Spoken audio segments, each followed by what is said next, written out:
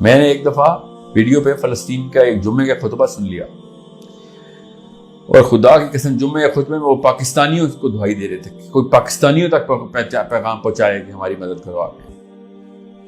ہمیں پتہ نہیں کون جنت کا ٹکٹ دے کے بیٹھ گیا ہے، کہیں سے کوئی خواب میں کوئی آپ کو کوئی زیارت ہوئی ہے اور کوئی بزرگ نے آ کے آپ کو ٹکٹ دیا کہ یہ لو تمہارے پورے خاندان کو جنت ملے گی، بے فکر ہو جا دنیا میں، بس وہی کرو۔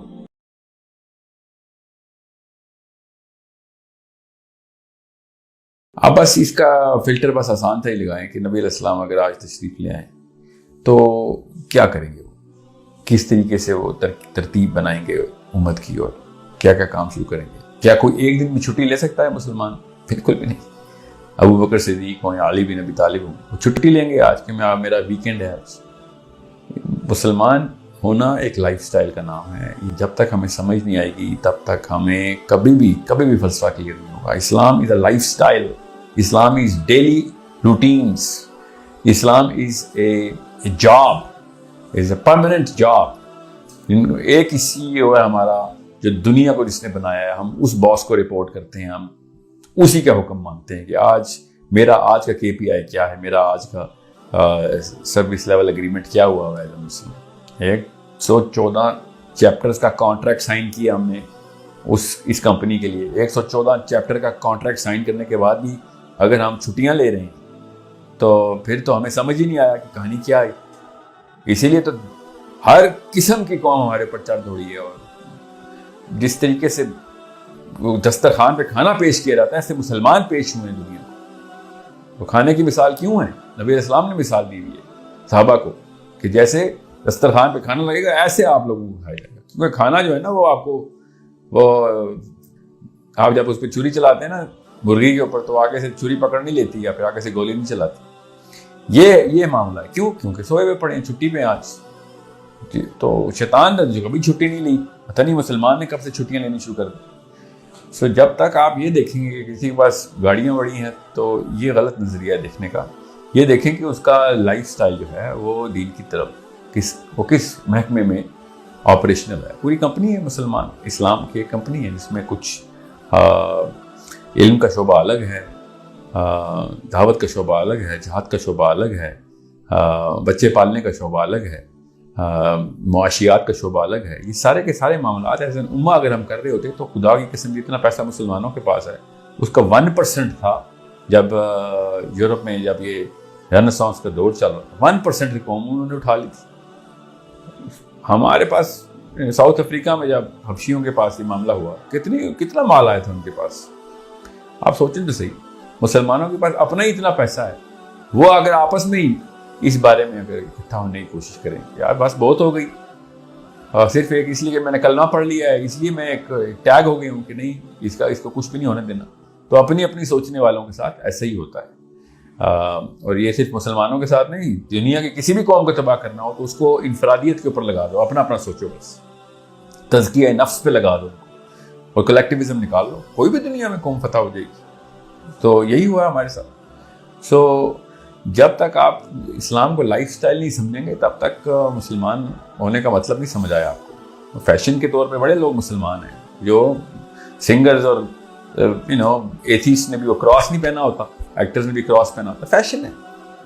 پتہ ہی نہیں عیسیٰ علیہ السلام کا، مگر کراس پہنا ہوا ہے۔ بائبل کی ایک آیت نہیں پڑھی، کراس پہنا ہوا ہے۔ بالکل اسی طریقے سے ہم نے اسلام کا ایک ٹائٹل لگایا ہے، اپنے آپ کو تسلیاں دیتے پھرتے ہیں کہ مسلمان ہیں، کیونکہ ہر بندے کو ایک پرسنل آئیڈینٹی چاہیے ہوتی ہے۔ ہمیں وہ آئیڈینٹی مل رہی ہے بس اسلام سے کہ میں بھی کچھ چیز ہوں۔ یہی مسلمان اگر ہزاروں میں ہوتے دیکھتا آج کوئی مسلمان ہونے کی کوشش کر رہا ہے، یہ صحابہ ہی تھے جو کہ اکیلے نبی کے اوپر آئے تھے۔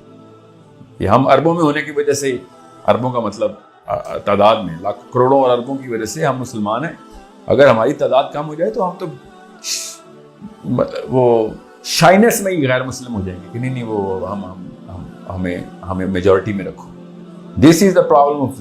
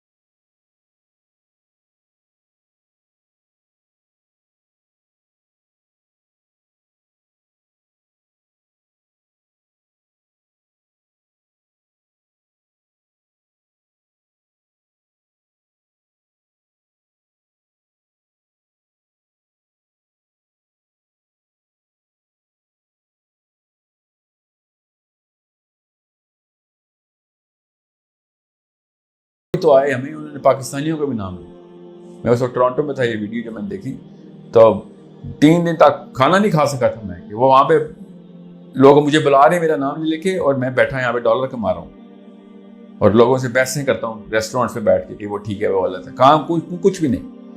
Understand the bigger problem. آپ کے اوپر نوبت آئے گی نا تب آپ کو پتہ چلے گا, کسی بھی انسان پہ نوبت آئے گی تو پتہ چلے گا. تو دور نہیں ہے, ایک ایک کر کے سارے مسلمان دبا ہو رہے ہیں. ہم سمجھ رہے ہیں پاکستان میں بچیں گے, انڈیا میں بچیں گے, کہیں کوئی نہیں بچے گا. آپ سمجھ رہے ہیں کہ کوئی ویٹو ملا ہوا ہے پاکستانی ہونے کی وجہ سے؟ کسی کو کوئی ویٹو نہیں ملا ہوا. ایک ایک کر کے سب چھری کے دھار کے نیچے سے گزریں گے. جب تک اٹھیں گے نہیں تب تک وہی ہوگا جو اکیلے بندے کے ساتھ ہونا بھی چاہیے. کسی بھی قوم نے دوسری قوم کو فتح کیا اس کو اس کے حصے الگ کر کے فتح کیے. کوئی بھی ایسا نہیں ہے. یہ کامن سینس کا تقاضا جو ہمارے ساتھ ہو رہا ہے. ہم بھی ہوتے تو ایسے ہی کرتے کہ پہلے ان کو الگ الگ ٹکڑوں میں کرو, اس کے بعد ایک ایک کر کے کھا جاؤ. بلکہ ہم نے تو ایسے ٹکڑے کیے ہیں کہ اگر 25 کروڑ مسلمان ہیں نا, تو جتنے بھی گھر والے ہیں نا, خاندان ہیں جتنے, اتنے ہی ملک بنا دیے ہم نے. ہر خاندان اپنی اپنی سوچ رہا ہے بس. وہ پھر گاڑیاں ہی نکلیں گی, پھر بڑی بڑی لینڈ کروزر نکلیں گی. ادھر سے تو ٹینک نہیں نکلنے والے گھروں سے. ایک وقت تھا جب گھروں سے بھی ٹینک نکلتے تھے. ایک بندہ باہر آتا تھا تو لگتا تھا جرنیل باہر نکلا ہے. یہ مسلمانوں پہ ہی ٹائم تھا, ٹھیک ہے. اور اسے مسلمانوں پہ نہیں ٹائم تھا, یہ گوروں میں بھی یہ ٹائم گزرا ہے. جب تک قوموں